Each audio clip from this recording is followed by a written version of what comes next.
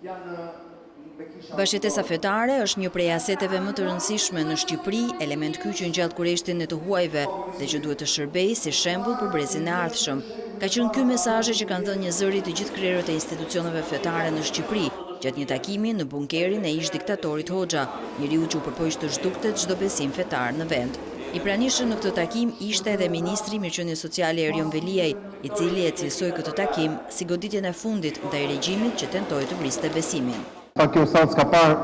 shumë aktivitete të tilla, ndoshta s'ka parë fare aktivitete sepse ishte planifikuar për takime shumë dramatike, ku të mendoj se si do mbrojë Shqipëria nga sulmet nukleare dhe jo si do të flitej për një Shqipëri të lirë që beson Zot, edhe për një Shqipëri që me vëllezërit tanë që përfaqësojnë të gjitha religionet në Shqipëri kanë prodhuar sot ndoshta katolikën më të bukur